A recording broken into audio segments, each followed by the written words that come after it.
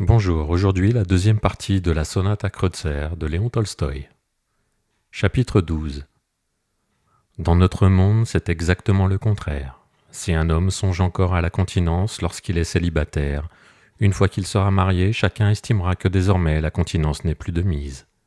Ces voyages après la cérémonie nuptiale, cet isolement dans lequel se retirent les jeunes mariés, avec l'autorisation des parents, ne sont rien d'autre que la permission de s'adonner à la débauche.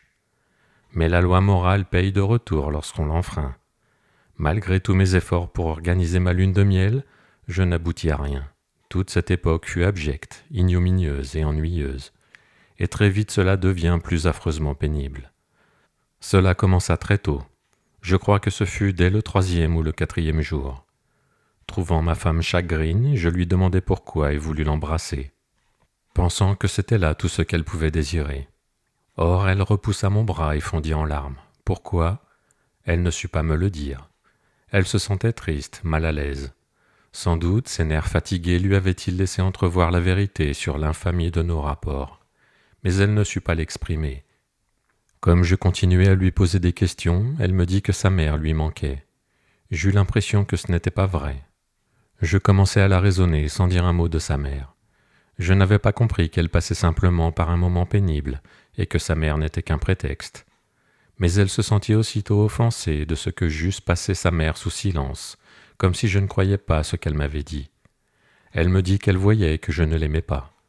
Je lui reprochai d'être capricieuse et aussitôt son visage changea du tout au tout. Au lieu de la tristesse, il exprima l'irritation et dans les termes les plus mordants, elle se mit à me reprocher mon égoïsme et ma cruauté. Je la regardais. Tout son visage exprimait la froideur et l'hostilité la plus absolue, presque de la haine. Je me souviens que je fus saisi d'effroi en faisant cette découverte. Comment, songeai-je, l'amour est l'union des âmes, et au lieu de cela, ce n'est pas possible, ce n'est pas elle. J'essayai de l'apaiser, mais je me heurtai à un mur si infranchissable d'hostilité froide et fielleuse, qu'avant que j'aie eu le temps de me retourner, l'irritation me gagna, et nous déversâmes l'un sur l'autre une avalanche de propos désobligeants. L'impression de cette première querelle fut atroce. J'appelle cela une querelle, ce n'était pas une querelle, mais seulement la révélation de l'abîme qui en réalité nous séparait. Nos désirs s'étaient épuisés dans la satisfaction de nos sens, et nous restions l'un en face de l'autre dans nos véritables rapports, c'est-à-dire deux égoïstes parfaitement étrangers l'un à l'autre, désireux de recevoir le maximum de plaisir l'un par l'autre. J'ai appelé querelle ce qui s'était passé entre nous. Ce n'était pas une querelle, mais simplement la manifestation de nos véritables rapports par suite de l'apaisement de notre sensualité. Je ne le compris pas, car cette hostilité, les premiers temps, fut très rapidement recouverte par un nouveau sursaut de notre sensualité échauffée, c'est-à-dire par le désir. Je crus que nous nous étions querellés, puis réconciliés, et que cela ne se reproduirait plus. Mais dès cette première lune de miel survint bientôt une autre période de satiété. Nous cessâmes de nouveau d'être utiles l'un à l'autre, et il y eut une nouvelle dispute. Cette seconde querelle me frappa plus encore que la première. Ainsi la première n'était pas accidentelle, pensai-je. Il doit en être ainsi, et cela recommencera.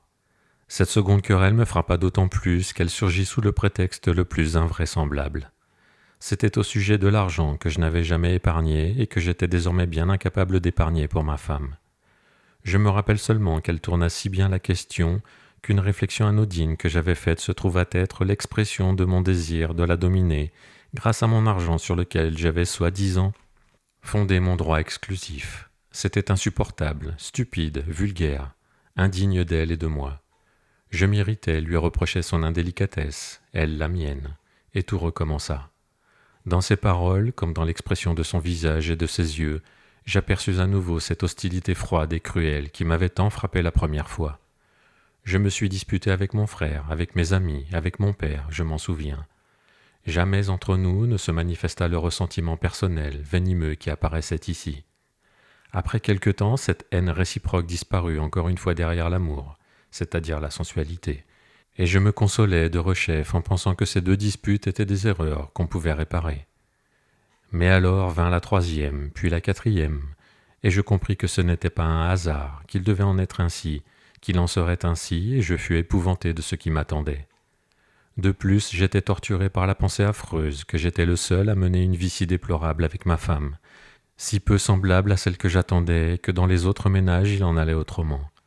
J'ignorais encore à cette époque-là que c'est le sort commun, mais que tous, comme moi, croient que c'est un malheur exceptionnel et cachent ce malheur honteux et exceptionnel non seulement aux autres, mais à eux-mêmes et refusent d'en convenir. Cela commença dès les premiers jours et cela continua tout le temps, avec une violence et un acharnement accrus. Au fond de mon âme, j'avais senti dès les premières semaines que j'étais pris au piège, que ce n'était pas ce que j'attendais, que le mariage non seulement n'était pas le bonheur, mais quelque chose de très pénible. Mais comme tout le monde, je refusais de me l'avouer.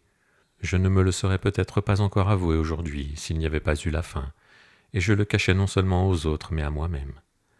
À présent, je suis étonné de ne pas avoir vu ma véritable position. J'aurais pu la voir dès cette époque, car nos querelles commençaient sous de tels prétextes que plus tard, lorsqu'elles avaient pris fin, il était impossible de se rappeler quel en avait été le point de départ. La raison n'avait pas le temps de glisser une armature de motifs suffisants sous l'hostilité réciproque qui nous animait constamment. Mais ce qui était encore plus frappant, c'était l'insuffisance des motifs de réconciliation. Parfois, c'était des paroles, des explications, et même des larmes, mais parfois, oh, maintenant encore, il me répugne de m'en souvenir. Après les propos les plus cruels, soudain, sans mot dire, c'étaient des regards, des sourires, des baisers, des étreintes. Pouah, quelle abomination! Comment ai-je pu ne pas voir alors toute l'abjection de cela? Chapitre 13. 2 voyageurs montèrent et s'installèrent sur une banquette éloignée. Il garda le silence pendant qu'ils prenaient possession de leur place, mais, aussitôt qu'ils eurent cessé leur remue-ménage, il poursuivit, visiblement sans perdre un instant le fil de sa pensée. « Ce qui est surtout immonde, reprit-il, c'est qu'on suppose en théorie que l'amour est quelque chose d'idéal, de noble, alors qu'en pratique l'amour est quelque chose de sordide, qui nous ravale au rang des porcs, dont il est abominable et honteux et de parler et de se souvenir. Ce n'est pas pour rien que la nature en a fait quelque chose d'abominable et de honteux. Si c'est abominable et honteux, il faut le concevoir comme tel.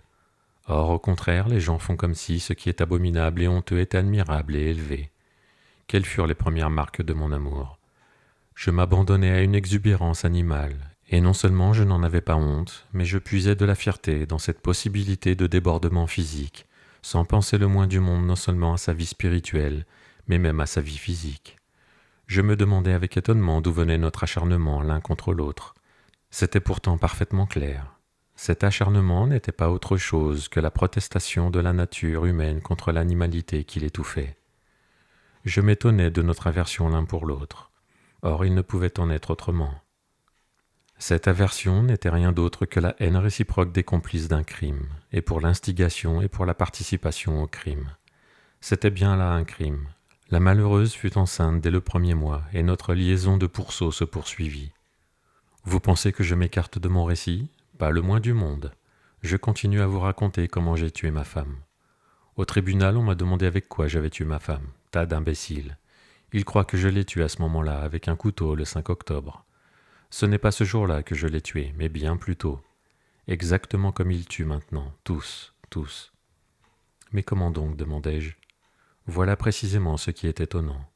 Personne ne veut savoir ce qui est si clair et si évident, ce que doivent savoir et prêcher les médecins, alors qu'ils le taisent. C'est effroyablement simple. L'homme et la femme ont été créés, comme l'animal, de telle sorte qu'après l'amour charnel commence la gestation, puis l'allaitement, état dans lesquels, pour la femme comme pour son enfant, l'amour charnel est nuisible. Les hommes et les femmes sont en nombre égal. Qu'en résulte-t-il? Cela paraît clair. Il n'est pas besoin d'une grande sagesse pour en tirer la conséquence qu'en tirent les animaux, c'est-à-dire la continence. Mais non. La science est arrivée à découvrir je ne sais quel leucocyte qui court dans le sang et toutes sortes d'inepties qui ne servent à rien, mais elle n'a pas pu comprendre cela. Du moins, on n'a jamais entendu dire qu'elle ait parlé de cela. De sorte que pour la femme, il n'y a que 2 issues. La première, faire d'elle-même un monstre, anéantir ou essayer d'anéantir en soi, suivant la nécessité, la faculté d'être femme, c'est-à-dire mère, afin que l'homme puisse jouir tranquillement et de façon constante. La seconde, qui n'est même pas une issue mais la violation directe, simple et grossière des lois de la nature, qui se pratique dans toutes les familles dites honnêtes. La femme alors, en violation de sa nature, doit être à la fois enceinte et nourrice et maîtresse, et elle doit être ravalée à un rang où ne descend aucun animal. Ses forces n'y suffisent pas. De là viennent chez nous l'hystérie, les nerfs, et dans le peuple, les possédés. Remarquez que ces phénomènes de possession ne se produisent pas chez les jeunes filles pures, mais chez les femmes, et chez les femmes qui vivent avec leur mari. C'est ainsi chez nous. C'est également ainsi en Europe. Tous les hôpitaux sont pleins de femmes hystériques ayant enfreint les lois de la nature. Or les possédées, les patientes de Charcot sont de véritables infirmes, et le monde est plein de femmes à demi estropiées. Quand on songe à la grande œuvre qui s'accomplit dans la femme, tandis qu'elle porte son fruit, ou lorsqu'elle nourrit son enfant, ce qui croit là est ce qui nous continue, ce qui nous remplace. Et cette œuvre sacrée est compromise. Par quoi? Il est effroyable d'y penser. On parle de la liberté et des droits de la femme. C'est exactement comme si les anthropophages engraissaient des prisonniers pour les manger tout en assurant qu'ils s'inquiètent de leurs droits et de leur liberté. Tout cela était nouveau et me frappa. Mais alors, s'il en est ainsi, dis-je, on ne peut aimer sa femme qu'une fois tous les 2 ans. Or, l'homme ne peut s'en dispenser, appuya-t-il. Ce sont encore nos chers prêtres de la science qui en ont fait accroire à tout le monde. Je voudrais leur ordonner, à ces mages, de remplir les obligations des femmes qui, à leur avis, sont indispensables aux hommes. Que dirait-il alors? Faites croire à un homme que de la vodka, le tabac, l'opium lui sont indispensables, et tout cela deviendra indispensable. Il en résulte que Dieu n'a pas compris ce qui était nécessaire et qu'il s'y est mal pris, parce qu'il n'a pas consulté les devins. Voyez donc, il y a quelque chose qui cloche. C'est pour l'homme un besoin, une nécessité. Ils en ont décidé ainsi, de satisfaire sa concupiscence. Or la procréation et l'allaitement viennent s'en mêler, faisant obstacle à la satisfaction de ce besoin. Que faire alors? S'adresser aux mages, ils arrangent cela, et ils ont cherché une solution. Oh, quand détrônera-t-on ces devins avec leurs impostures? Il est temps. Regardez où nous en sommes arrivés. Les gens deviennent fous, se suicident, et tout vient de là. Comment faire autrement? Les animaux semblent savoir que leur descendance assure la continuité de leur espèce et observent à cet égard la loi qu'ils connaissent. Seul l'homme l'ignore et veut l'ignorer. Il n'est préoccupé que de se procurer le maximum de plaisir. Et de qui s'agit-il? Du roi de la nature, de l'homme. Vous remarquerez que les animaux ne s'accouplent que lorsqu'ils veulent donner le jour à une descendance. L'immonde roi de la nature, lui, en tout temps pourvu qu'il en tire de l'agrément. Bien plus, cette occupation de singe, il l'exalte comme la perle de la création, l'amour. Et au nom de cet amour, ou plutôt de cette abomination, il assure la perte de qui? De la moitié du genre humain. De toutes les femmes qui devraient être ses collaboratrices dans l'évolution de l'humanité vers le bien et la vérité.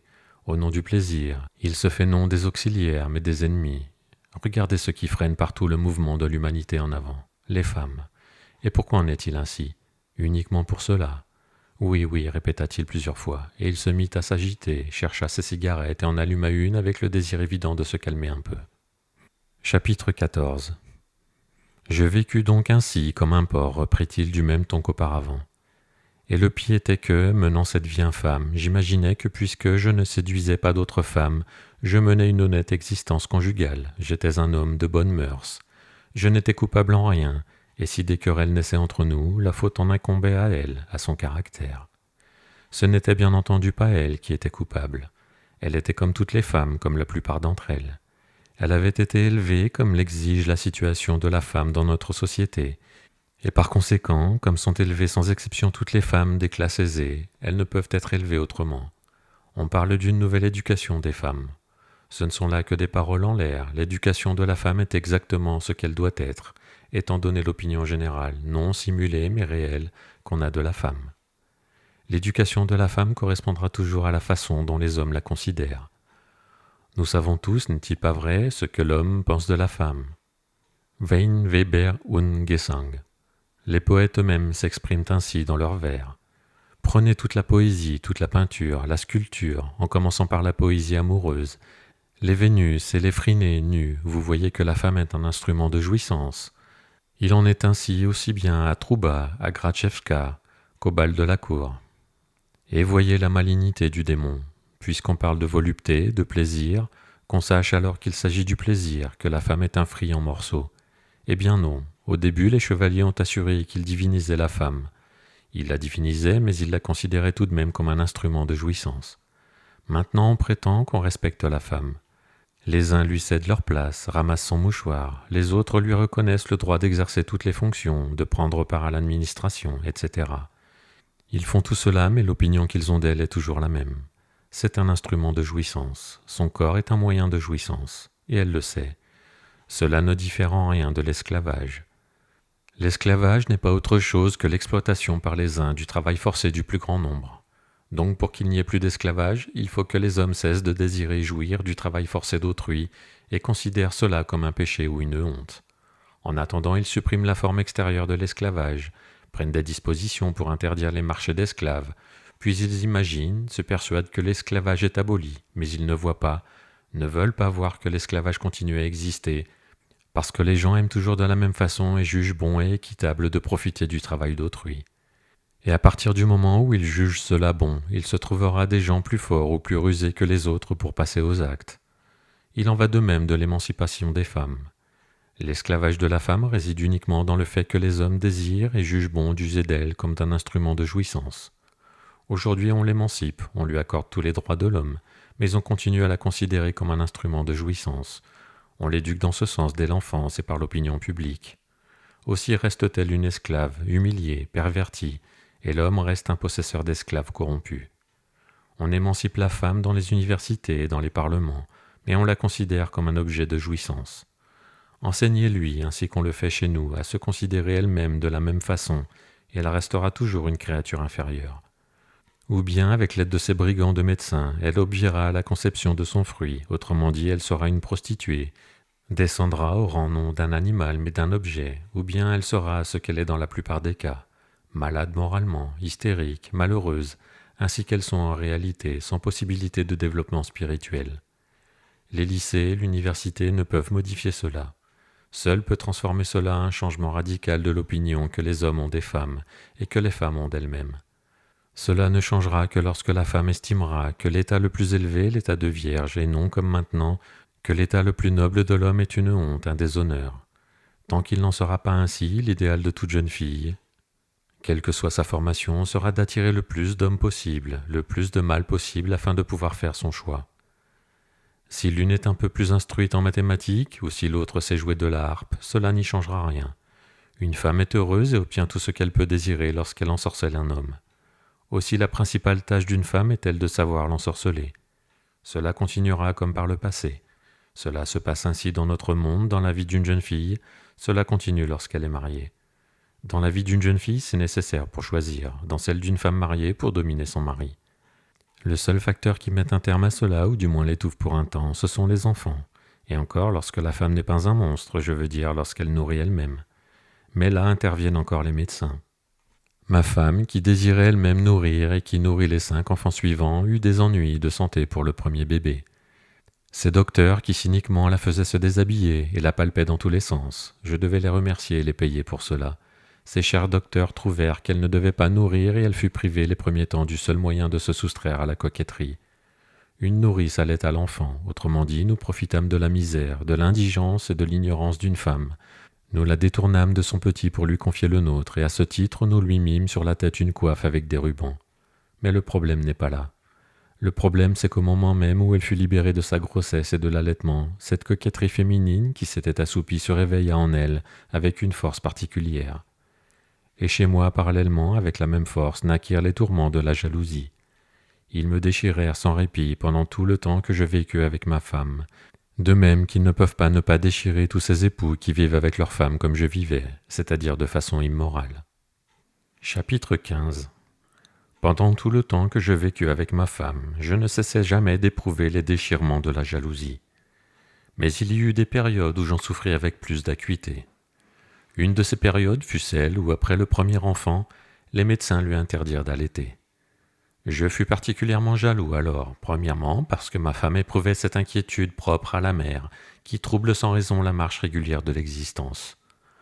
Deuxièmement parce que, en voyant qu'elle avait rejeté aisément l'obligation morale de la mère, j'en avais conclu, justement quoique inconsciemment, qu'il lui serait aussi facile de rejeter ses obligations conjugales, d'autant plus qu'elle était en parfaite santé.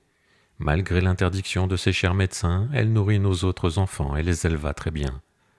« Décidément, vous n'aimez pas les médecins, lui dis-je. J'avais remarqué son intonation particulièrement haineuse chaque fois qu'il parlait d'eux. Il n'est pas ici question d'aimer ou de ne pas aimer. Ils ont ruiné ma vie, comme ils ont ruiné et ruinent la vie de milliers, de centaines de milliers de gens, et je ne veux pas relier les effets à la cause. Je comprends qu'ils désirent, comme les avocats et d'autres encore, gagner de l'argent. Je leur céderais volontiers la moitié de mon revenu, et chacun, s'il comprenait ce qu'ils font, leur céderait de bon gré la moitié de ses biens, pourvu seulement qu'ils n'interviennent plus dans notre vie conjugale et n'approchent plus jamais de nous. Je n'ai pas rassemblé mes informations, mais je connais des douzaines de cas, et il y en a une infinité, où ils ont tué tantôt l'enfant dans le sein de la mère, en affirmant que celle-ci ne pouvait pas accoucher, alors que par la suite elle a mis des enfants au monde sans difficulté, tantôt la mère sous prétexte de je ne sais quelle opération. Personne ne fait le compte de ces meurtres, pas plus qu'on a fait celui des meurtres de l'Inquisition, car on suppose que c'est pour le bien de l'humanité. Il est impossible de dénombrer les crimes qu'ils ont commis. Mais tous ces crimes ne sont rien en comparaison de la corruption morale du matérialisme qu'ils introduisent dans le monde, surtout par l'intermédiaire des femmes. Je ne parle même pas de ce fait que, si on suit leurs prescriptions, il faut, eu égard aux contagions partout présentes, que les hommes cherchent non pas l'union, mais la désunion. Selon eux, nous devrions tous rester assis à l'écart avec une seringue de phénol dans la bouche. D'ailleurs, ils ont découvert que le phénol, lui non plus, n'était pas efficace. Mais cela n'est rien encore. Le principal poison, c'est la corruption des êtres, des femmes en particulier. Aujourd'hui, il est désormais impossible de dire « tu vis mal, vis mieux ». On ne peut dire cela ni à soi-même ni à autrui. Si l'on vit mal, la cause en est le mauvais fonctionnement des nerfs ou autre chose du même genre. Alors il faut aller les trouver. Ils vous prescrivent pour 35 kopecks de médicaments à la pharmacie et vous avalez cela. Vous allez encore plus mal. Il faut d'autres drogues, d'autres médecins. La plaisanterie est excellente. Mais la question n'est pas là. Je disais seulement qu'elle a parfaitement nourri elle-même ses enfants et que seule la gestation et l'allaitement des enfants me sauvaient des tortures de la jalousie. Sans cela, tout serait arrivé plus tôt. Les enfants m'ont sauvé, l'ont sauvé. En 8 ans, elle mit au monde 5 enfants. Elle les a tous nourris elle-même. « Où sont-ils maintenant, vos enfants » lui demandai-je. « Mes enfants » répéta-t-il d'un air effrayé. « Excusez-moi, peut-être vous est-il pénible d'en parler ?»« Non, cela ne fait rien. C'est la sœur et le frère de ma femme qui ont pris mes enfants. Ils ne me les ont pas rendus. Je leur ai laissé mes biens, mais les enfants, ils ne me les ont pas rendus. C'est que je suis une espèce de fou. Maintenant, je viens de chez eux. Je les ai vus, mais on ne me les donnera pas. Parce que je les élèverai de manière qu'ils ne soient pas comme leurs parents. Or, il faut qu'ils soient comme eux. Qu'y faire? On comprend qu'ils ne me les donnent pas et qu'ils ne me fassent pas confiance. Je ne sais d'ailleurs même pas si j'aurai la force de les élever. Je pense que non. Je suis une ruine, un estropié.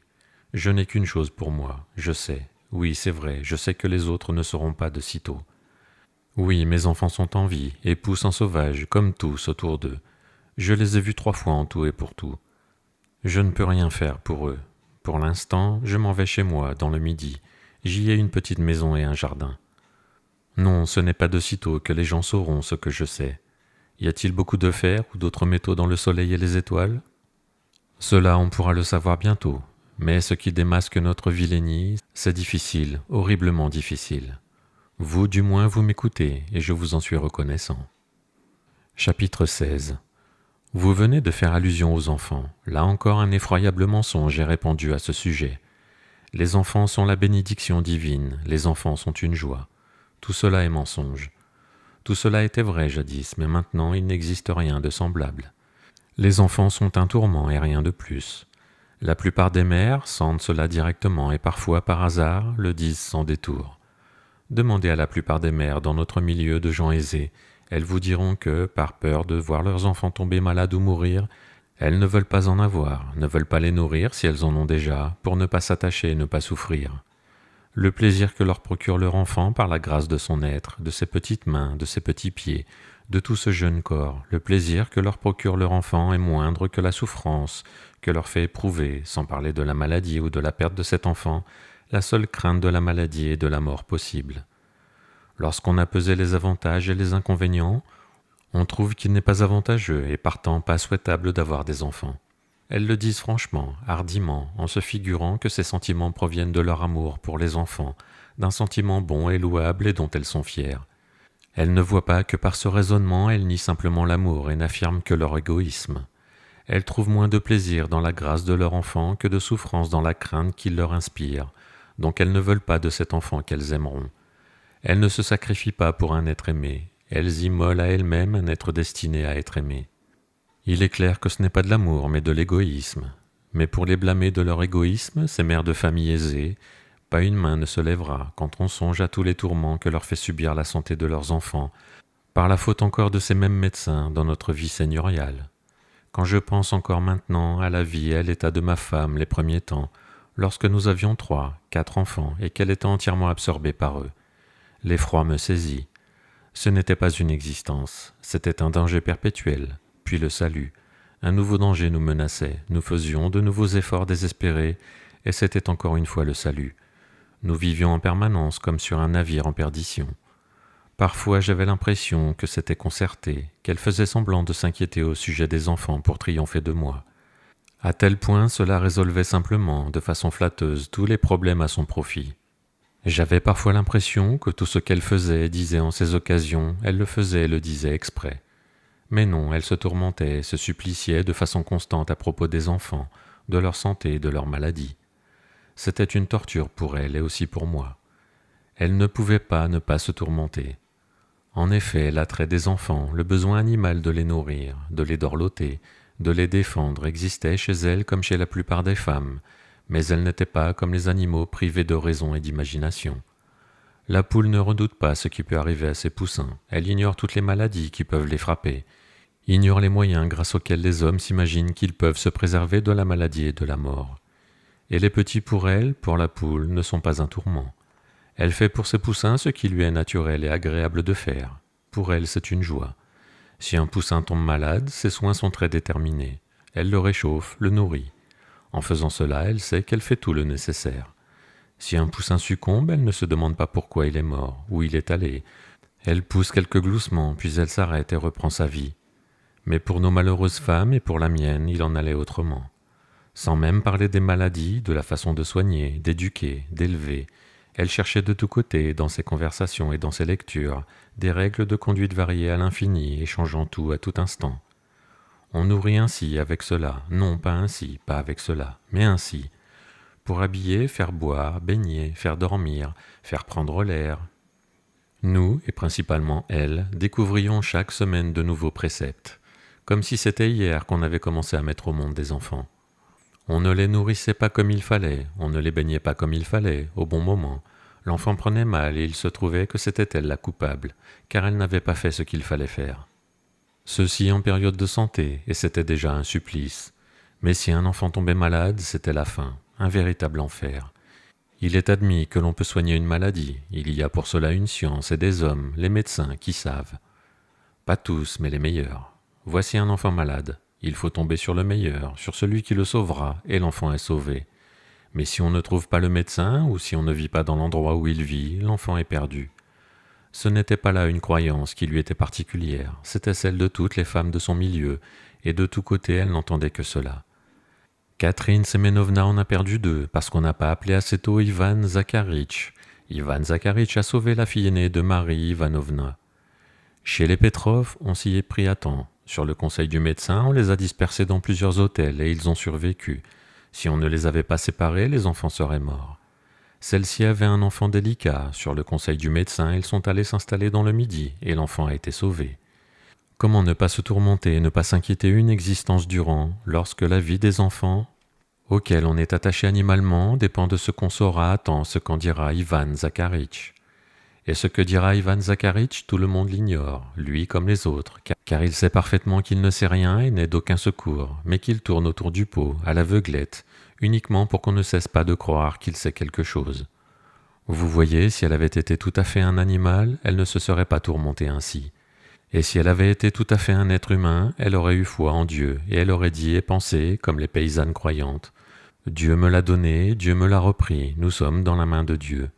Elle aurait pensé que la vie et la mort de tous les êtres, comme celle de ses enfants, échappaient au pouvoir des hommes, et ne relevaient que de Dieu seul, et elle ne se serait plus tourmentée en croyant qu'il était en son pouvoir de conjurer la maladie et la mort de ses enfants.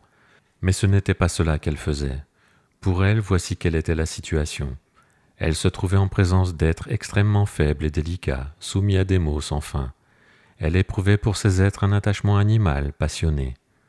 En outre, ces êtres lui étaient confiés, mais en même temps les moyens de les sauvegarder nous étaient cachés, alors qu'ils étaient dévoilés à des gens qui nous étaient parfaitement étrangers, dont les services et les conseils ne pouvaient être acquis qu'à prix très élevé, et encore pas toujours. Toute sa vie avec ses enfants fut pour ma femme, et par conséquent pour moi aussi, une torture. Comment ne pas se tourmenter? Aussi se tourmentait-elle constamment. Parfois nous sortions à peine d'une scène de jalousie ou simplement d'une dispute, et nous pensions pouvoir vivre, lire et réfléchir un peu. On entreprenait quelques tâches et tout à coup on apprenait que Vassia vomissait, que Macha perdait du sang, qu'André avait une éruption, et c'était fini, il n'y avait plus de vie possible. Où courir? Chez quel médecin? Comment isoler les enfants? Alors commençaient clistère, température, mixture et médecin. Ceci avait à peine le temps de finir qu'autre chose commençait. Nous n'avions pas de vie de famille solide ni régulière. C'était, comme je vous l'ai dit, une lutte constante contre des dangers réels et imaginaires. C'est d'ailleurs ainsi maintenant dans la plupart des familles. Mais dans la mienne, cela prenait une acuité particulière. Ma femme était maternelle et crédule. Ainsi la présence des enfants, loin d'améliorer notre existence, l'empoisonnait. De plus, les enfants étaient pour nous un nouvel élément de discorde.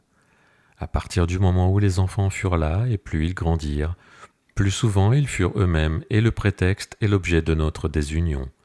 Ils furent non seulement un objet de désunion, mais un instrument de combat. Nous nous battions en quelque sorte au moyen des enfants. Chacun de nous avait son préféré, son instrument de combat. Pour moi, c'était Vassia, pour elle, Lise. Et ce n'est pas tout. Quand les enfants commencèrent à grandir et que leurs caractères se dessinèrent, ils devinrent des alliés que nous attirâmes chacun dans notre camp. Ils en souffraient affreusement, les pauvres petits, mais dans notre guerre perpétuelle, nous avions bien autre chose à faire que de penser à eux. La fillette avait pris mon parti. Quant à l'aîné des garçons, qui lui ressemblait et qui était son préféré, il me fut souvent odieux. Chapitre 17. Donc nous vécûmes ainsi, nos rapports devinrent de plus en plus hostiles. Pour finir, nous en vînmes à ceci. Ce n'était plus nos dissentiments qui créaient notre animosité, mais notre animosité qui créait nos dissentiments. Quoi qu'elle dît, j'y étais d'avance opposé, et il en allait de même d'elle. La 4e année, nous décidâmes de part et d'autre, de nous-mêmes en quelque sorte, que nous ne pouvions ni nous comprendre ni nous entendre. Nous cessâmes même d'essayer de nous expliquer à fond. Dans les situations les plus simples, surtout lorsque les enfants étaient en jeu, nous demeurions chacun inébranlablement sur nos positions. Pour autant que je m'en souvienne, les opinions que je défendais étaient loin de m'être chères au point que je ne pusse les abandonner. Mais elle était d'un avis contraire, et céder signifiait lui céder. Or je ne pouvais pas, elle non plus. Elle croyait sans doute chaque fois avoir entièrement raison, et moi, à mes propres yeux, j'étais toujours un saint à côté d'elle. En tête-à-tête, nous étions presque voués au silence ou à des conversations que, j'en suis convaincu, des animaux peuvent avoir entre eux. Quelle heure est-il? Il est temps d'aller se coucher. Qu'avons-nous à dîner aujourd'hui? Où allons-nous aller? Qu'y a-t-il dans le journal? Il faut aller chercher le médecin, Macha a mal à la gorge. Il suffisait de s'écarter d'un cheveu de ce cercle de propos rétrécis jusqu'à l'invraisemblance pour que notre irritation éclatât. Nous eûmes des querelles et des expressions de haine pour le café, la nappe, la Victoria, pour une attaque au vin, sujet qui, ni pour l'un ni pour l'autre, ne pouvait avoir la moindre importance. Au fond de moi, tout au moins, une haine affreuse bouillonnait bien souvent. Je regardais parfois comment elle versait le thé, comment elle balançait son pied ou portait sa cuillère à sa bouche, le bruit qu'elle faisait en aspirant le liquide, et je la haïssais pour cela comme pour la plus mauvaise action. Je n'avais pas remarqué que les périodes d'animosité naissaient en moi régulièrement, parallèlement aux périodes de ce que nous appelions amour. Une période d'amour, une période de haine. Une période vigoureuse d'amour, une longue période de haine. Des manifestations plus faibles d'amour, une courte période de haine. Nous ne comprenions pas à ce moment-là que cet amour et cette haine n'étaient qu'un même sentiment animal seulement sous différents aspects. Vivre ainsi eût été horrible si nous avions compris notre situation. Mais nous ne la comprenions ni ne la voyions. C'est à la fois le salut et le châtiment de l'homme. Lorsqu'il mène une vie irrégulière, il peut s'envelopper d'un brouillard pour ne pas voir le caractère désastreux de sa position. Ainsi faisions-nous, nous aussi. Elle s'efforçait de s'oublier dans la tension et la hâte de ses occupations domestiques, la tenue de la maison, ses toilettes et celles des enfants, les études et la santé des enfants. Moi, j'avais mon ivresse, celle du travail, de la chasse, des cartes. Nous étions tous deux constamment occupés. Nous sentions tous deux que plus nous étions occupés, plus méchants nous pouvions être l'un pour l'autre. Tu peux grimacer à ton aise, pensai-je, mais tu m'as persécuté toute la nuit avec tes scènes, et j'ai une séance. Tu te prélasses, non seulement songeait, mais disait-elle, et toute la nuit l'enfant m'a empêché de dormir. Ainsi vivions-nous dans un brouillard perpétuel, sans voir la position dans laquelle nous nous trouvions. Si ce qui est arrivé n'était pas arrivé, et si j'avais continué à vivre ainsi jusqu'à ma vieillesse, j'aurais pensé encore en mourant que j'avais mené une bonne vie, pas particulièrement bonne, mais pas mauvaise non plus, celle de tout le monde. Je n'aurais pas compris l'abîme de malheur et l'odieux mensonge dans lequel je me débattais. Nous étions deux forçats nous haïssant mutuellement, attachés à la même chaîne, nous empoisonnant mutuellement l'existence tout en nous efforçant de ne pas le remarquer. J'ignorais alors que 99% des ménages vivent dans l'enfer où je vivais et qu'il ne pouvait en être autrement. J'ignorais encore cela, et pour les autres et pour moi-même. Il y a d'étonnants concours de circonstances dans une vie régulière comme dans une vie irrégulière. Aussitôt que les parents se sont rendus mutuellement l'existence intolérable, il leur devient indispensable de s'installer à la ville pour l'éducation des enfants. Alors se présente la nécessité d'un déménagement. Nous approchions d'une station. « Quelle heure est-il » demanda-t-il. Je regardai. Il était 2 heures. « Vous n'êtes pas fatigué » me demanda-t-il. « Non, c'est vous qui l'êtes. »« Moi, j'étouffe. Vous permettez, je vais faire quelques pas et boire un verre d'eau. » Il traversa le wagon en chancelant. Je restais seul et récapitulais tout ce qu'il m'avait dit. J'étais tellement absorbé dans mes pensées que je ne le vis même pas rentrer par une autre portière. Chapitre 18. Je me laisse toujours entraîner, commença-t-il. Mes opinions ont beaucoup évolué. Il y a beaucoup de choses que j'envisage autrement et j'ai besoin d'exprimer tout cela. Donc nous nous installâmes à la ville. La vie est plus supportable pour les gens malheureux. Un homme peut vivre 100 ans à la ville sans s'apercevoir qu'il est depuis longtemps mort et tombé en pourriture. On n'a jamais le temps de faire son examen de conscience. Tout est occupé. Les affaires, les rapports sociaux, la santé, les arts, les maladies des enfants, leur éducation. Tantôt il faut recevoir ceci et cela, aller chez ceci et cela. Tantôt il faut regarder celle-ci, écouter celui-ci ou celle-ci.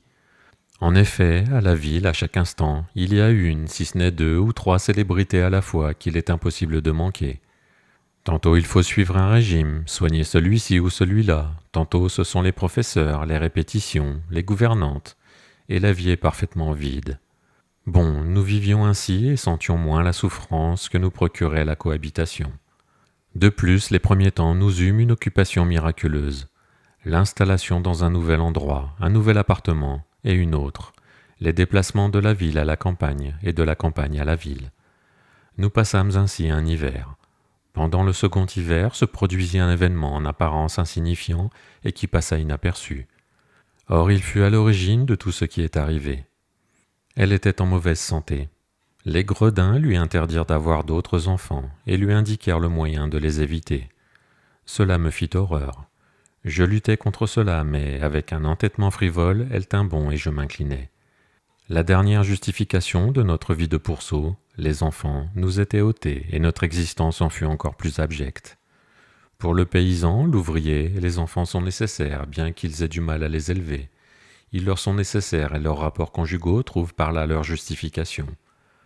Quant à nous, gens qui avons déjà des enfants, nous n'avons pas besoin d'en avoir d'autres. Ils représentent des soucis superflus, des dépenses, des cohéritiers, une charge. Et nous n'avons plus aucun moyen de justifier notre vie de pourceau. Ou bien nous nous délivrons artificiellement des enfants, ou bien nous les considérons comme une calamité, comme les conséquences d'une imprudence, ce qui est encore plus répugnant. C'est sans justification. Mais nous étions tombés si bas moralement que nous ne voyions même plus la nécessité de nous justifier. La plus grande partie de l'actuelle société cultivée s'adonne à cette débauche sans le moindre remords. Il n'y a plus de remords parce que dans notre genre de vie, il n'y a plus aucune espèce de conscience, sauf, si l'on peut s'exprimer ainsi, la conscience de l'opinion publique et celle du code pénal. Et encore, ni l'une ni l'autre ne sont troublées. Il n'y a pas lieu de s'inquiéter de l'opinion publique, tous font cela. Marie Pavlovna comme Ivan Zakharitch, à quoi bon augmenter le nombre des misérables et se priver de la possibilité d'une vie mondaine? Il n'y a pas non plus à avoir de scrupules vis-à-vis du code pénal, ni à le redouter. Ce sont les filles de mauvaise vie et les femmes de soldats qui jettent leurs enfants dans un étang ou dans un puits. Celles-ci, cela va de soi, doivent aller en prison, mais chez nous, tout se fait en temps utile et proprement. Nous vécûmes encore ainsi 2 ans. Le moyen enseigné par les gredins commença visiblement à faire son effet. Elle reprit de l'embonpoint, embellie, c'était le dernier éclat de l'été. Elle le sentait et prenait soin d'elle-même. En elle s'éveilla une beauté provocante, inquiétante. Elle possédait toute la force d'une femme de 30 ans, ne concevant plus, bien nourrie et énervée. Son aspect était troublant. Lorsqu'elle passait au milieu des hommes, elle attirait leur regard. Elle était comme une cavale bien nourrie, demeurée trop longtemps à la tâche et à qui on aurait enlevé sa bride. Elle n'était plus retenue par aucune espèce de bride, comme 99% des femmes. Je le sentais, cela me faisait peur. Chapitre 19.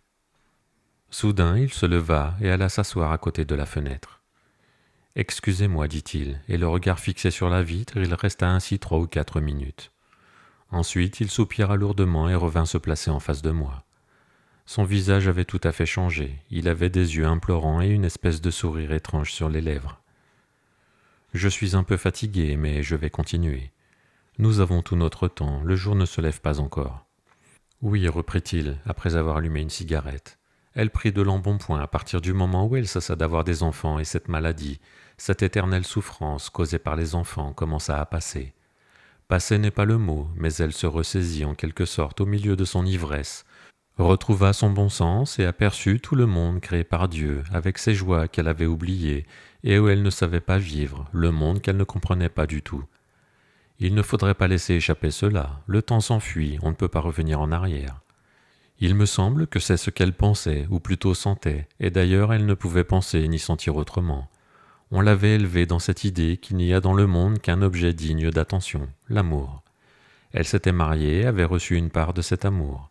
Non seulement c'était loin de ce qu'on lui avait promis, de ce qu'elle attendait, mais elle avait éprouvé bien des désillusions, bien des souffrances et par-dessus une torture imprévue, les enfants.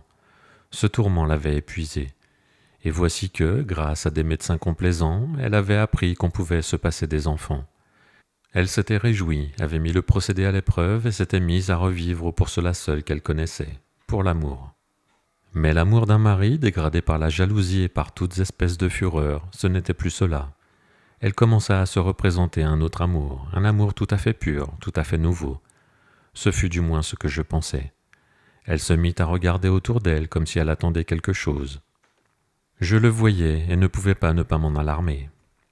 À tout moment, parlant avec moi par l'intermédiaire des autres, comme elle faisait toujours, je veux dire en parlant aux autres, mais en s'adressant à moi, elle disait hardiment, sans penser une seconde qu'une heure plus tôt elle avait dit le contraire. Elle disait à demi sérieusement que les soucis maternels étaient une duperie, que ce n'était pas la peine de consacrer sa vie à ses enfants lorsqu'on était jeune et qu'on pouvait jouir de l'existence. Elle s'occupait moins des enfants, sans ce désespoir des premiers temps, mais elle s'occupait de plus en plus d'elle-même, de son extérieur, tout en s'en cachant, de ses plaisirs et même de son perfectionnement. Elle se remit avec passion à son piano qu'elle avait complètement abandonné. Ce fut ainsi que tout commença. Il tourna de nouveau vers la fenêtre ses yeux au regard las, mais reprit aussitôt en faisant un effort visible. C'est alors que cet homme fit son apparition. Il perdit contenance et produisit 2 ou 3 fois par le nez ces sons qui lui étaient particuliers. Je voyais qu'il lui était douloureux de nommer cet homme, de se souvenir et de parler de lui. Mais il se domina et, comme s'il avait abattu l'obstacle qui le gênait, enchaîna avec résolution. C'était à mes yeux un piètre personnage, non parce qu'il prit cette importance dans ma vie, mais parce qu'il était réellement tel que je vous le dis. D'ailleurs, le fait qu'il fût médiocre n'était que la preuve de l'irresponsabilité de ma femme. Si ce n'avait pas été lui, ça aurait été un autre. Cela devait arriver. Il se tut de nouveau. Oui, c'était un musicien, un violoniste. Ce n'était pas un professionnel, mais à moitié un professionnel, à moitié un homme du monde. Son père, qui avait des terres, était le voisin du mien. Il, le père, s'était ruiné, et les enfants, 3 garçons, s'étaient tous établis. Seul le plus jeune avait été confié à sa marraine, à Paris.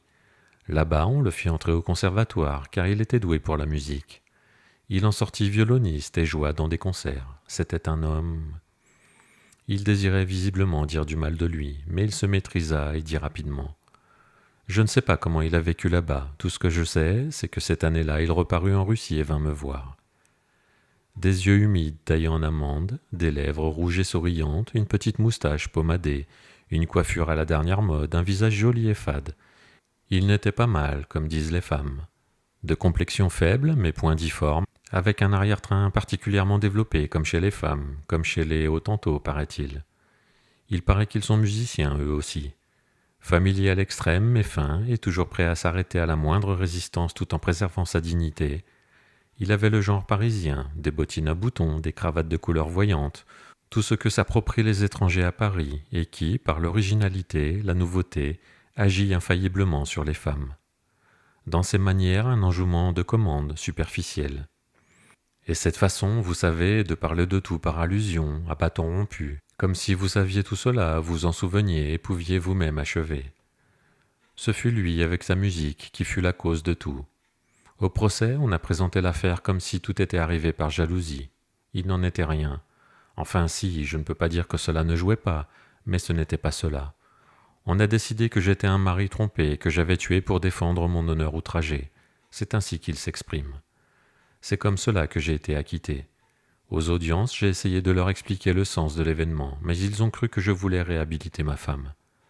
Ses rapports avec ce musicien, quels qu'ils fussent, n'avaient pas d'importance pour moi, ni pour elle non plus d'ailleurs. Ce qui avait de l'importance, c'est, comme je vous l'ai dit, ma turpitude. Tout est arrivé parce qu'entre nous, il y avait ce gouffre effroyable dont je vous ai parlé, cette horrible tension due à notre haine réciproque, au sein de laquelle le premier prétexte suffisait à faire éclater une crise. Les derniers temps, nos querelles étaient terrifiantes par un certain côté, et d'autant plus frappantes qu'elles étaient suivies d'accès de sensualité bestiale aussi exaspérés. Si cela n'avait pas été lui, ça aurait été un autre.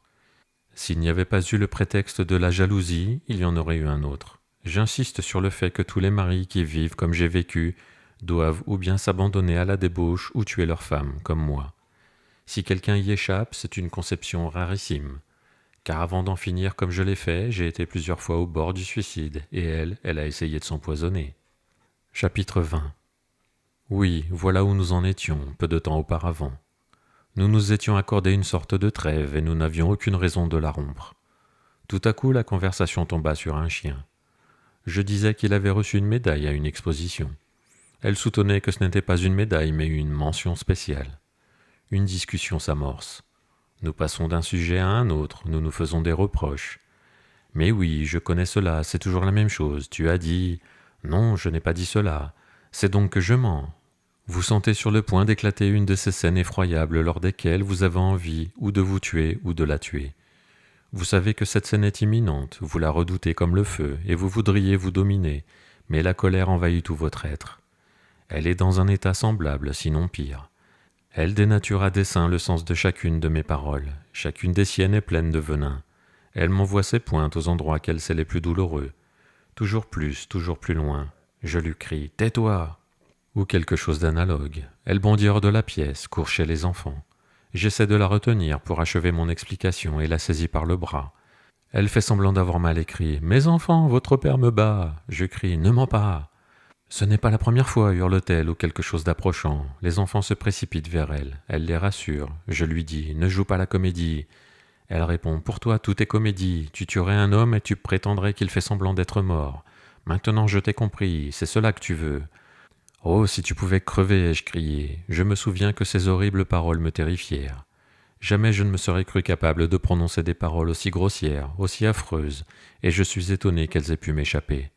Je crie cette abominable phrase, m'enfuis dans mon cabinet, prends un siège et me mets à fumer. J'entends qu'elle passe dans l'antichambre et se prépare à sortir. Je lui demande où elle va, pas de réponse. Bon, qu'elle aille au diable, me dis-je en moi-même. Je retourne dans mon cabinet, m'étends et me remets à fumer. Des milliers de plans destinés à me venger d'elle, à me délivrer de sa personne, à arranger tout cela et à faire comme si de rien n'était me viennent à l'esprit. Je passe tout en revue et je fume, je fume, je fume. Je songe à fuir, à me cacher, à partir en Amérique. J'en viens à rêver à la façon de me débarrasser d'elle. Ce serait merveilleux, je me lierais avec une autre femme, une belle femme tout à fait différente. Pour que je sois délivré d'elle, il faut qu'elle meure, ou que je divorce, et je réfléchis aux moyens d'y parvenir. Je vois que je m'égare, que je ne pense pas à ce qu'il faut, et je fume. À la maison, la vie continue, la gouvernante vient demander. « Où est madame? Quand reviendra-t-elle » Le valet de chambre demande s'il doit servir le thé. Je vais dans la salle à manger. Les enfants, surtout l'aînée, Lise, qui comprend déjà, me regardent d'un air interrogateur et malveillant. Nous prenons le thé en silence. Elle n'est toujours pas là. Toute la soirée se passe sans qu'elle revienne et deux sentiments se succèdent dans mon âme. La rancune parce qu'elle nous tourmente, les enfants et moi, par son absence, alors qu'elle finira bien par revenir, et la crainte qu'elle ne revienne plus et qu'elle mette fin à ses jours. Je voudrais aller la chercher, mais où? Chez sa sœur? Ce serait stupide d'aller là-bas au renseignement. Tant pis pour elle, si elle veut nous tourmenter, elle peut bien souffrir elle aussi. Elle n'attend que cela probablement. Mais la prochaine fois, ce sera encore pire. Et si elle n'est pas chez sa sœur? Et si elle attend ou a déjà attenté à ses jours? 11 heures, minuit.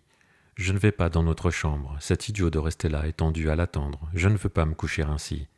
Je veux commencer quelque chose, écrire des lettres, lire. Je ne peux rien faire. Je reste assis tout seul dans mon cabinet, à me tourmenter. Je suis exaspéré, je tends l'oreille. 3, 4 heures, elle n'est toujours pas là.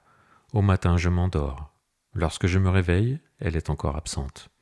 Tout dans la maison continue comme auparavant. Tous sont perplexes et me regardent d'un air interrogateur, plein de réprobation. On suppose que tout cela est de ma faute. En moi, toujours la même lutte, la rancune, parce qu'elle me tourmente, et l'inquiétude. Vers 11 heures, sa sœur arrive en ambassadeur. Cela commence comme d'habitude. Elle est dans un état affreux. Qu'est-ce que cela veut dire? Il ne s'est rien passé. Je parle de son caractère impossible et je dis que je n'ai rien fait. Mais cela ne peut pas rester comme cela, dit sa sœur. C'est son affaire, non la mienne, dis-je. Je ne ferai pas le premier pas. Si elle veut divorcer, nous divorcerons. Ma belle-sœur s'en va comme elle était venue. Je lui ai parlé hardiment, j'ai affirmé que je ne ferai pas le premier pas. Mais après son départ, je quitte la pièce et aperçois les enfants, pitoyables, effarés. Me voilà prêt à le faire, ce premier pas. J'en serais même très content, mais je ne sais comment. Je recommence à marcher de long en large, à fumer. Au déjeuner, je bois de la vodka et du vin, et j'atteins le but vers lequel je tendais inconsciemment. Je ne vois plus la stupidité et la vulgarité de ma situation. Vers 3 heures, elle revient. Je vais à sa rencontre, mais elle ne dit mot. Pensant qu'elle s'est calmée, je commence à lui expliquer qu'elle m'avait excédé par ses reproches. Avec le même visage sévère et harassé, elle me répond qu'elle n'est pas venue pour s'expliquer, mais pour chercher les enfants, que nous ne pouvons plus vivre ensemble. Je commence à dire que ce n'est pas moi le coupable, que c'est elle qui m'a mis hors de moi.